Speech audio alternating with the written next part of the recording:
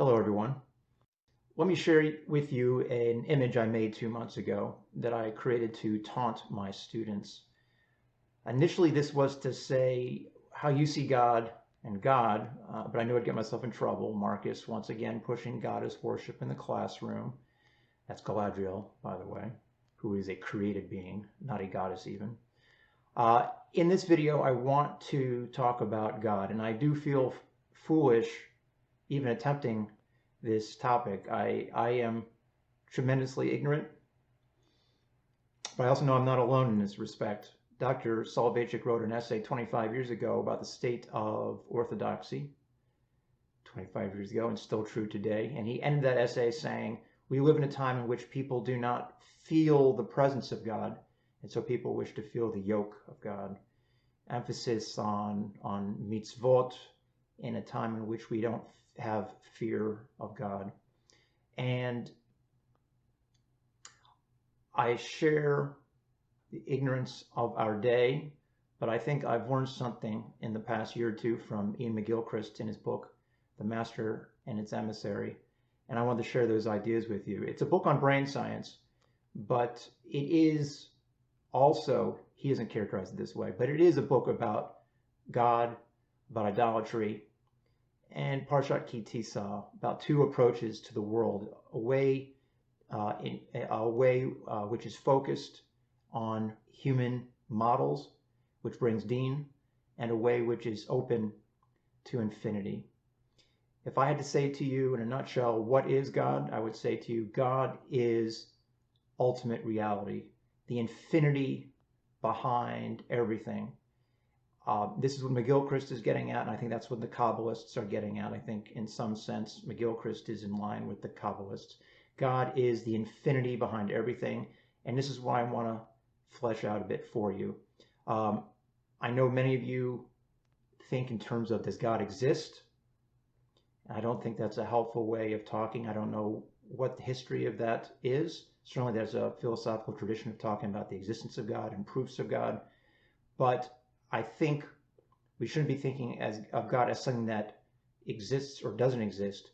God is simply what is behind everything in our universe, our cosmos. So let me start off by telling you about this book, The Master and His Emissary by Iain McGilchrist, who is a Scottish scholar, originally a professor of literature who moved into the world of science. This book is half science and half a study of Western civilization. It's a book about the brain and why we have a left brain and a right brain. What is hemispheric specialization? Why does it exist? And how does the brain work? And he tells an evolutionary story. He says a living creature needs to be able to do two things. It needs to be able to focus on getting food and grasping that food and taking it in. And at the same time, it needs to be aware of its surrounding realities so that it can protect itself in case danger shows up, in case predators show up. He says this is the basis for the split brain, and a creature that can do both of those two things has a greater chance of surviving.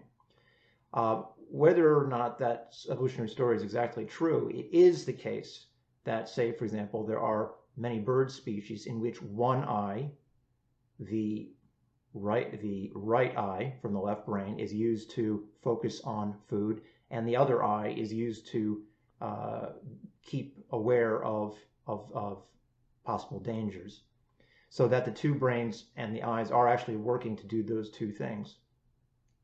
And he says that's what the human brain is actually doing. The left brain is there to simplify the world, to create a model of the world so we can grasp it and manipulate it and get through life. The right brain is, on the other hand, connected with the infinity that surrounds us. The left brain is focused. It manipulates. Most people are right-handers, and our left brain is controlling our right hand. We manipulate the world through our left brain. Language is in the left brain. We manipulate the world through having conceptualized the world in our language. whereas the right is much more open to the big picture. And he says ultimately the right brain is the master in this relationship because the master is taking in all the information, and the left brain is dealing with just a very simplified. It simplifies and it takes in all the sense data, everything that's coming in, and it works on a very small piece. Now both are necessary. What the left does is just as important as what the right does. If you have a stroke on either side of your body, of your brain, you're in trouble. We need both, but he's the proper ordering, the proper relationship between the two is that the right should be dominant. Let's tie this in now to traditional religious language, because what McGilchrist is saying is that the right brain is reaching out to an infinity around us. That is, there is Sovev olamim. There's an infinity that surrounds us. From antiquity, there's also images of, say, the cosmic ocean, an awareness that we are floating in a gigantic mystery. We are largely in the dark. We are surrounded by what we cannot possibly comprehend. In fact, our very finite bodies can only take in very limited, in terms of our senses, can only take in a very limited part of the surrounding universe. So we are surrounded by an infinity that is so immense we simply can't grasp. It's a mystery it is a mystery that's beyond us. That is what the right brain is in contact with, not able to wrestle it down, but in contact with. The left brain, on the other hand, is trying to make some kind of sense in a limited way of this world that we've been thrown into. We live in this little clearing. I'm using already this language of light and dark in the philosophic tradition, that Plato aspires to leave the cave and come into the light. More recent philosophy understands that there is no we ultimately live in the middle of the dark. We live in a clearing where there is a little bit of light. And we see that reflected in the Kabbalistic language, that Ein Sof is ultimately a darkness. The infinitude of God is ultimately a darkness that we cannot grasp. But creation is this little thin line that creates the world. We live in a little tiny clearing of light. And the left brain, what McGilchrist says, the left brain is involved primarily in making separations. That's what he says, havdalot. That is what the left brain is doing. We live in a world of Breshit Aleph, of distinction, of separations being made. And these separations are made through language. Vahi or, Vahi Rakia. We live in a world, a finite world that we can grasp.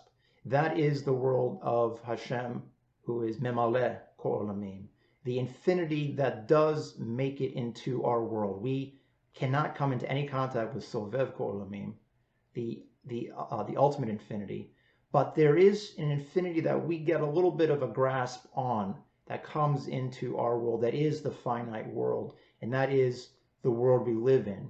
So we live surrounded by darkness, but we live in a finite world that is comprehensible, that we can get our hands and our minds around to some limited degree. We live on a sort of raft of finitude that floats on an ocean of infinity. That is why we have a left brain and a right brain, because this is the reality we live in. There is an ultimate reality which we try to make contact with, and then what the limited world that we do move around in. Let's move into a couple other topics. Let's talk about idolatry now. What does McGilchrist say about idolatry? McGilchrist the first time I understood what's going on, the significance of McGilchrist, is when I heard him talk about the stubbornness of the left brain. He says the left brain is in love with the models it creates.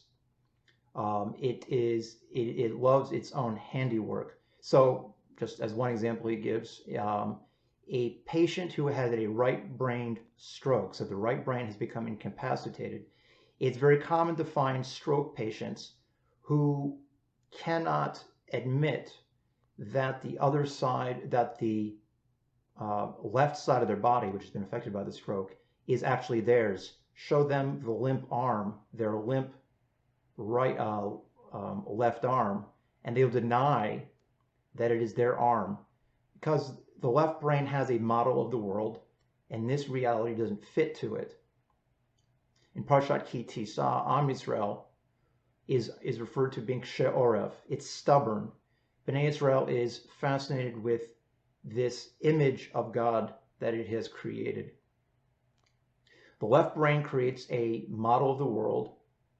It's useful, it's helpful, but can end up denying that there is more to the world than what it has grasped. McGilchrist said the left brain will mistake the map for the territory. When I heard that, I understood, oh, he's talking about idolatry. And that's what idolatry is. That's what the left brain does. The left brain can fall in love with its own creation. Here's some other traditional ways of thinking about idolatry. So primarily in the Torah itself, the idea is you should not create an image of the infinite. The infinite God cannot be turned into a metal image or any kind of image to be served. And we also cannot name that infinity. There is no ultimate name. God may be Hamakom, may be the place of the world. We refer to God as Hashem, the name, but no particular. God has many names, but no ultimate name. God cannot be named, which is why God's name is ineffable. So that's one set of images we get from the Tanakh about idolatry, about images. In Chazal, we get the idea of a heretic being like Elisha ben Abuya is kotzetz benetiot. To be kotzetz benetiot is to cut yourself off from the root. God is seen as in a botanic image is the root of creation, or if you want to think in terms of water, God is the source of the world. And idolatry is to cut oneself off from that infinity. The Kabbalists talk about what is the sin of Adam. The sin of Adam was not eating the fruit. The sin of Adam was to separate the fruit from the tree. All these are images of left brain stubbornness, of failing to see the infinity that is behind our conceptualization of the world. Our modern form of idolatry, to give one example, would be we don't serve idols, we have bumper stickers. This is one significant form of our idolatry. Idolatry is not something. It's true that certain form of idolatry end with Bayit Rishon, but idolatry is a human universal.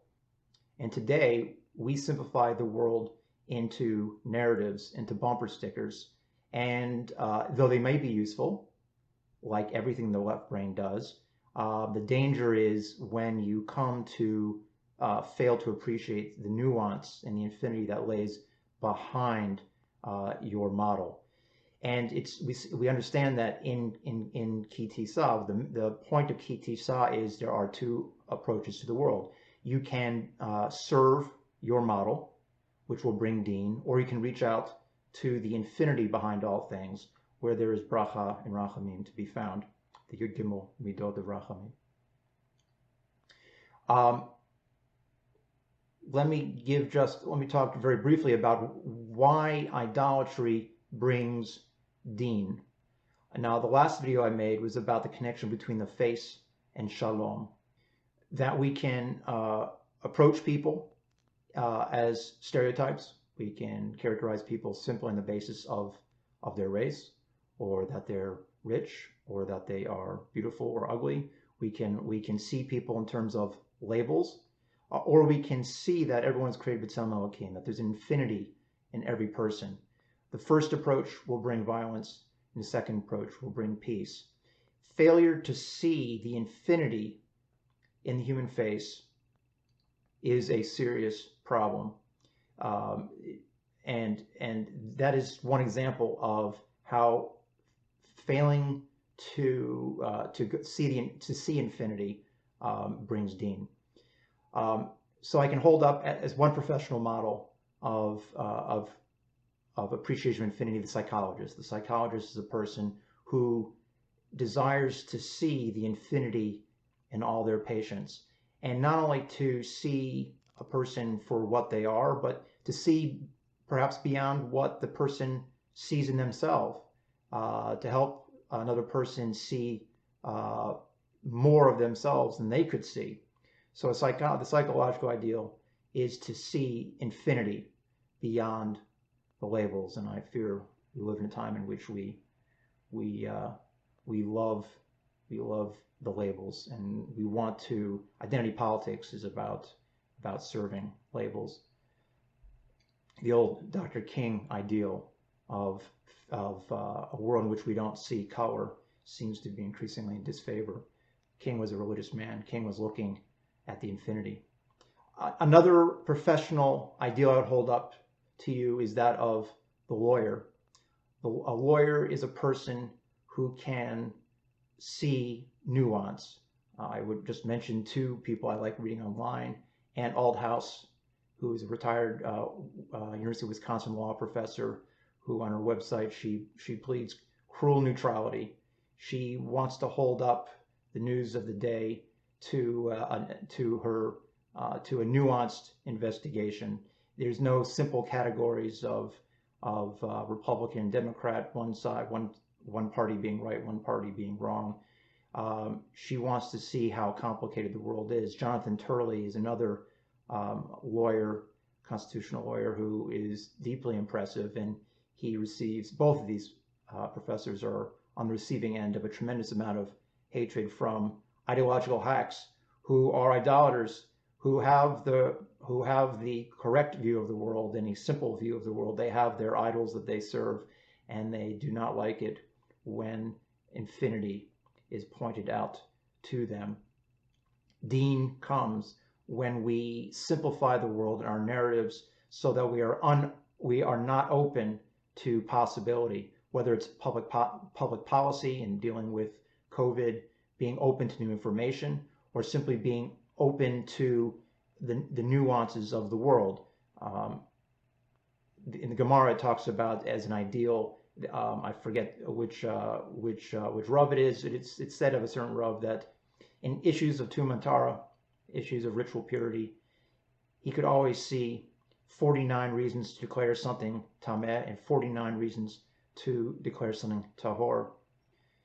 Human beings, the understanding being there's Chamishim Sharei Binah, there are 50 gates of understanding. Human beings are not capable of getting through the 50th gate. We are limited. But a true scholar is someone who can get nuance to the limit, can see all the complexities of the world. And that is the kind of attitude that brings bracha, that it opens us up to all the possibilities. Let me return now to the more traditional language for God. Generally, we don't talk about Hashem as Sovev kol olamim and Hashem as Memale kol olamim. That's a much later development. If you look in the traditional way of talking God, who is God? What is God? God is the creator. God is the one who gives the Torah. God is the one who redeems. Wonderful world. Wonderful word. What does redeem mean? This is sort of an older, in my mind, somewhat lifeless language that we use. It's in the Shema, among other places. These are the basic categories. Hashem is who creates, gives us the Torah, and redeems Yisrael. But I think with McGilchrist in mind, we can perhaps pump some life into these old ideas.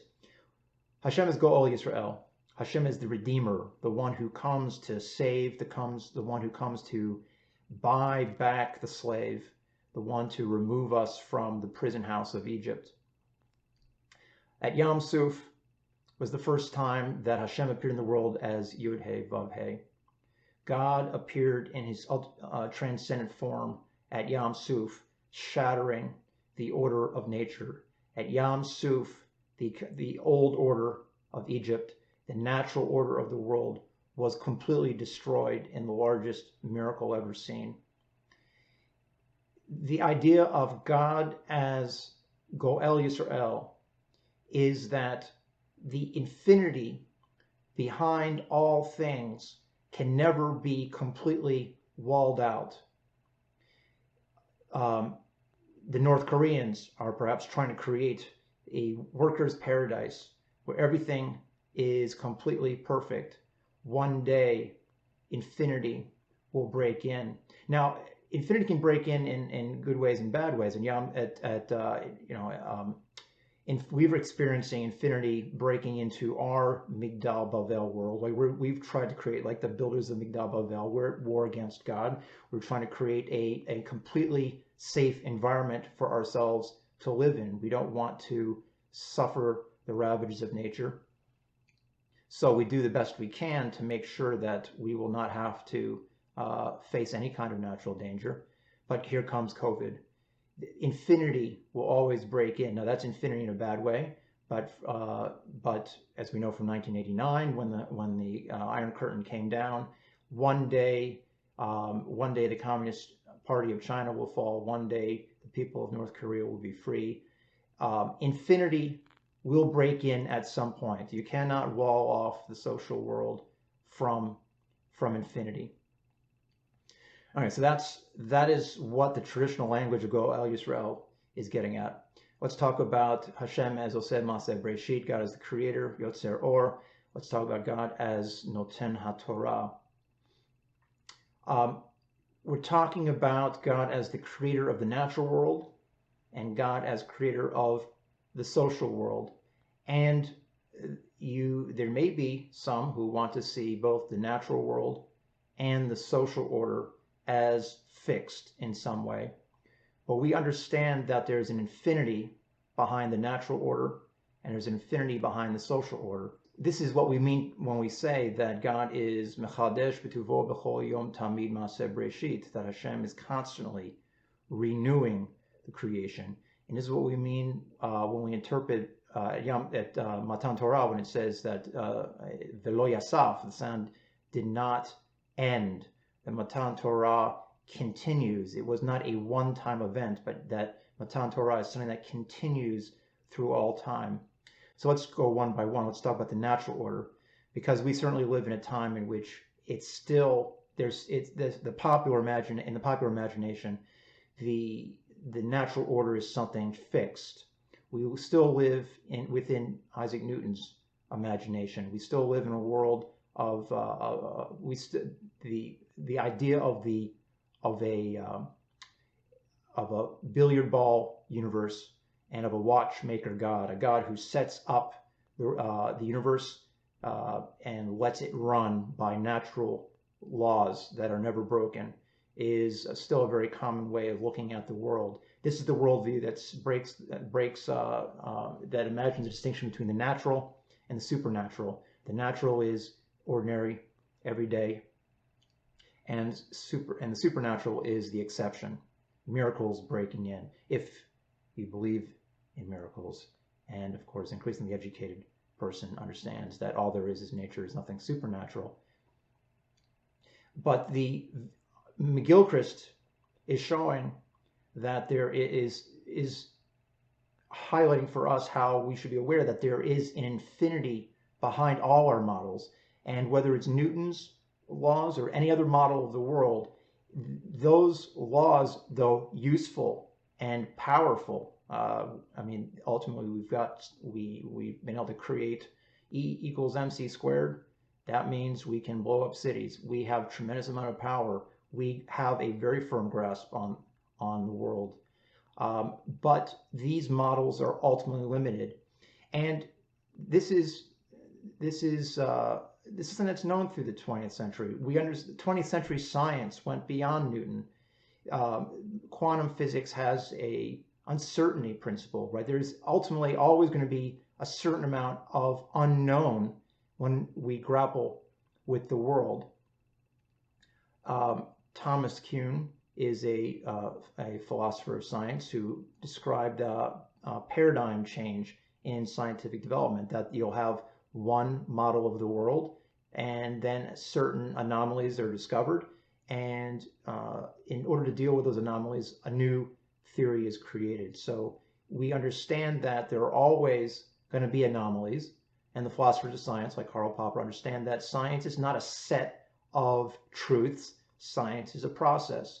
Science is coming up with theories that are falsifiable. If it's not falsifiable, it's not a scientific theory. It's understood that any of the models that we create are ultimately going to be insufficient because the world is ultimately a mystery.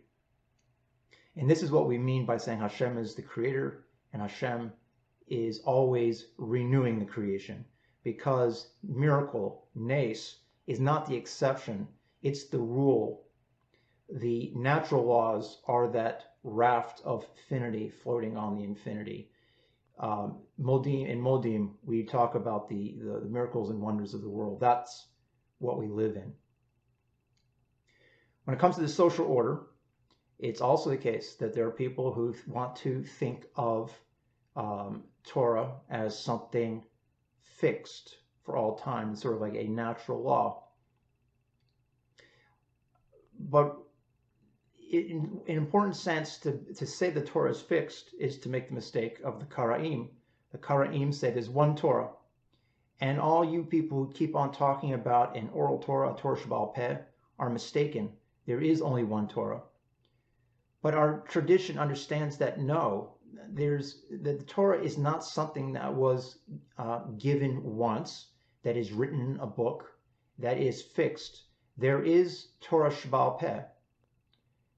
It's not that Moshe literally learned all the Torah at Sinai and passed it down by word of mouth.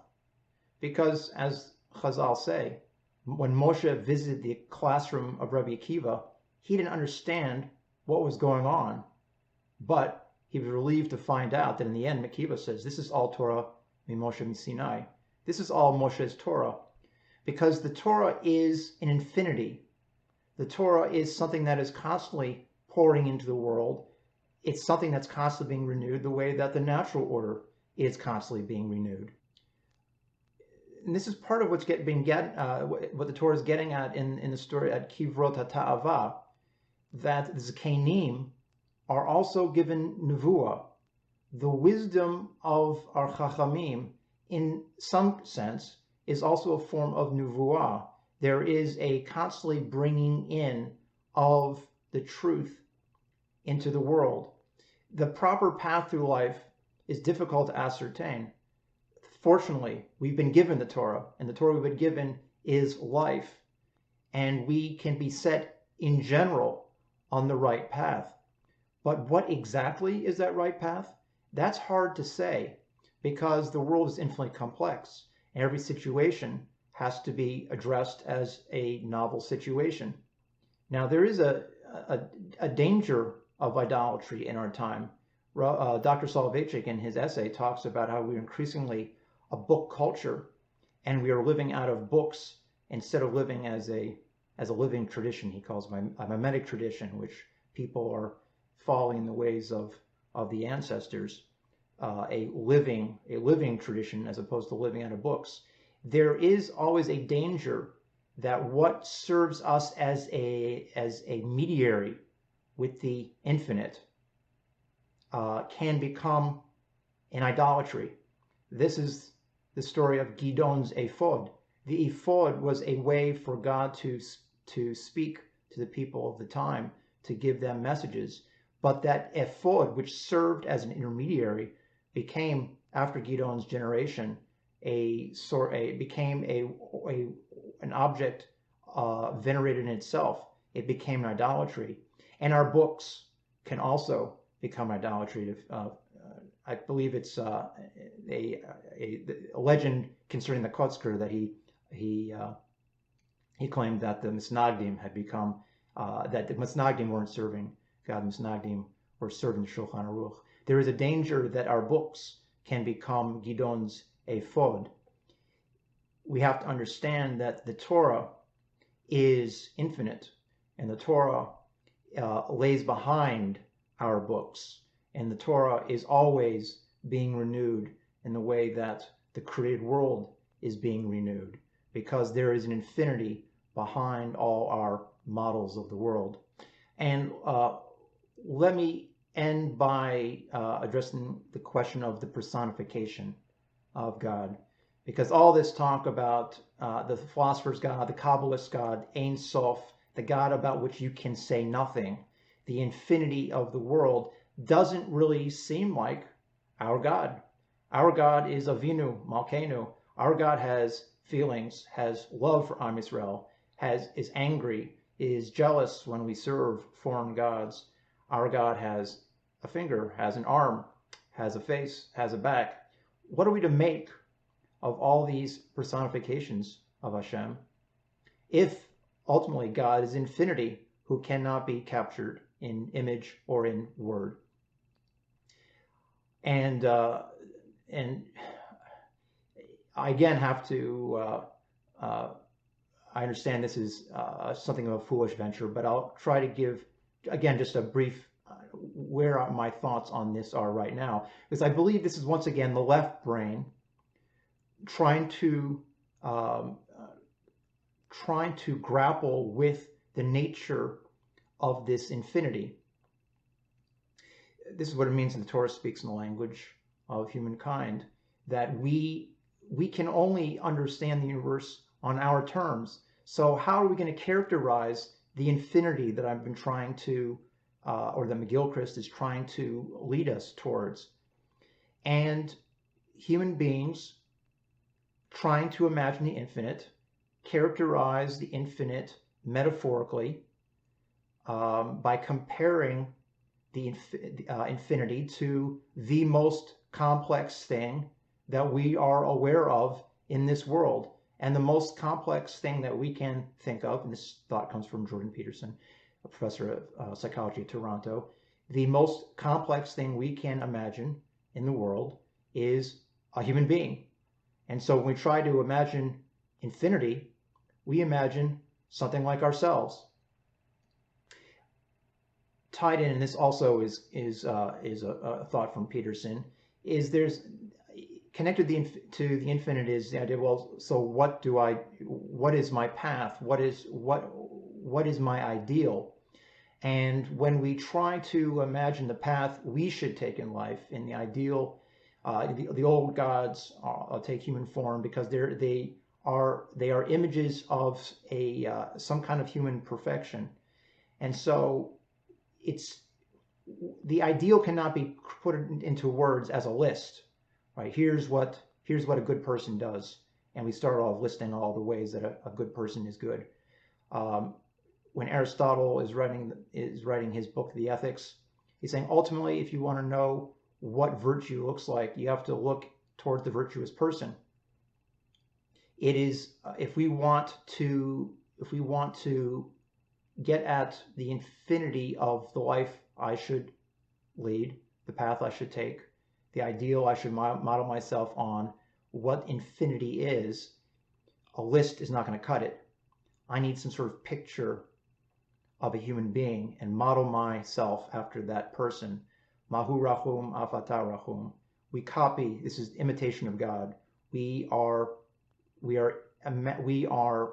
following in idealized image, and so we are personifying that infinity.